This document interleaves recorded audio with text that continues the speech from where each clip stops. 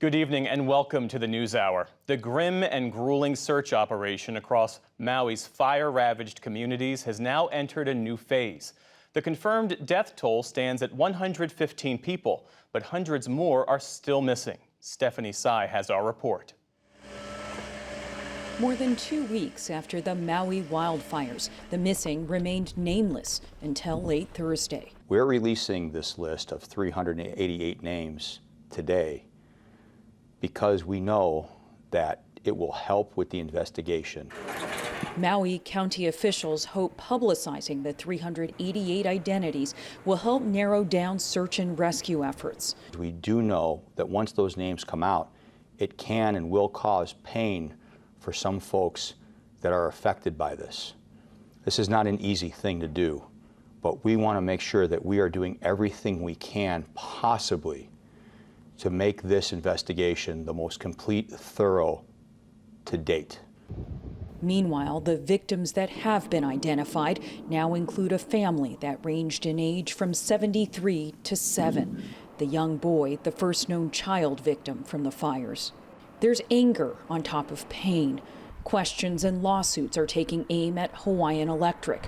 Maui County is alleging that the state's main utility showed negligence by failing to shut power off amid fierce winds and a fire weather watch. Cell phone videos from the early hours of the blaze show sparks flaring near toppled power lines. In a statement, Hawaiian Electric said they're, quote, very disappointed that Maui County chose this litigious path while the investigation is still unfolding. The lawsuit also claims the company has compromised evidence by removing damaged lines and other equipment, evidence of potential liability in a disaster whose toll remains incalculable. For the PBS NewsHour, I'm Stephanie Tsai. We're going to take a closer look now with Kaniela Ing. He's a 7th-generation indigenous Hawaiian from Maui and a former state legislator. He now serves as National Director of the Green New Deal Network.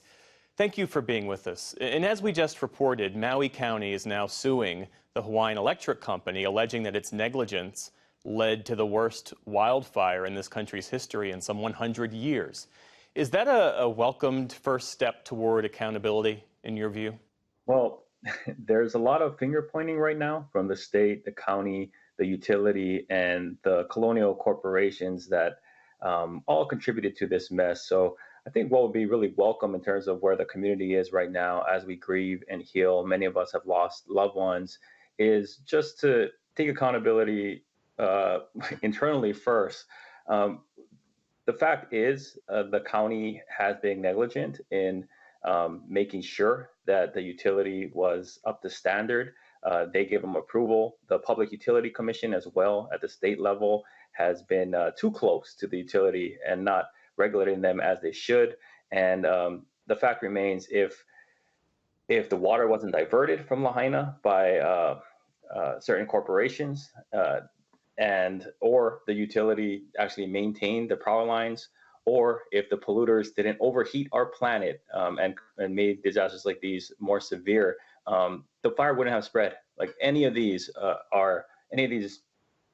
problems would, if we solved them, would have prevented the fire in the first place. So we're asking for accountability across the board, not just finger pointing.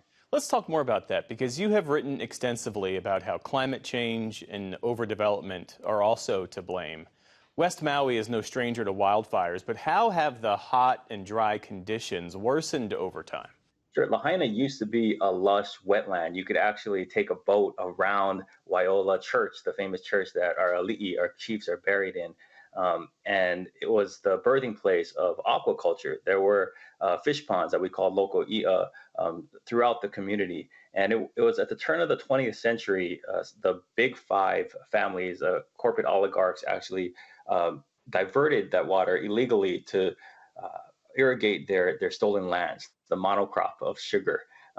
And that has resulted in generations of water disputes that haven't been resolved. So, as we rebuild, we're looking at not just returning to the status quo, but returning the control of public trust resources like land and water back to the people of Lahaina to decide their own fate.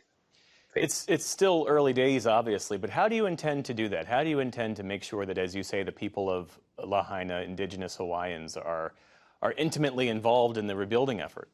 Sure. One thing that we called for that was met by the governor was a moratorium on land sales to out-of-state developers. Right now, there are disaster capitalists and land grabbers hovering above the carnage like vultures. There's BlackRock representatives now on Maui meeting with government officials. But we know that this early stages of realtors calling families in their darkest moment is just the beginning. The real fights will happen 6 months, even years down the line in the regulatory, political, and legislative arenas. So as we do wellness checks, we're making sure that neighbors are talking to neighbors, helping with insurance claims, helping with FEMA applications, and we're organizing that now on the ground because FEMA and Red Cross will come and go, but we want to make sure that when the help leaves, we're actually empowered, not just helped so a year down the line where 200 people are repairing a school and those same 200 people go and testify at city council the next day. So, I've recently facilitated a meeting with a bunch of Lahaina leaders, and they have their eye not just on immediate relief, but a long-term just recovery and rebuilding that centers the people. So we're trying to not just rebuild Lahaina, but set an example for the world of how to better empower communities as these disasters become more frequent. Kaniela, are there enough emergency resources on the ground right now? Right now, it's not necessarily from the government or institutions. That's part of it, but the community has really stepped up to fill the gaps. So right now, a lot of the survivors are taken care of in terms of their basic needs, food, water, and shelter. But as we look down the line, we know that the government subsidies for Airbnb rooms and hotels, for example, will only last a few weeks to a couple months. And it's unclear where these people will be housed following that. So we need to fill in the gaps and actually build housing or extend the subsidies so that these temporary shelters don't become long-term camps. We've seen after Hurricane Sandy, Maria, Katrina, that there could be folks sleeping in tents even years down the line if we're not really proactive now. So unfortunately, some of the funds that have absorbed a lot of the immediate relief money are holding on to their money for the longer term, and it's unclear what's going to happen to that.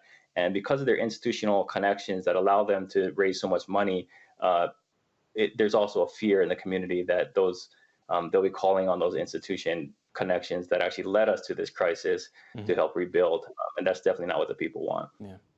If I may ask, what have the last 2 weeks been like for you? It's been intense. I've been, I was lucky enough where my mom had an apartment on Front Street and she just moved away a couple months ago. She almost signed the lease. So my immediate family's safe, but I've lost friends I've grown up with. I think everyone in Maui is feeling that as well.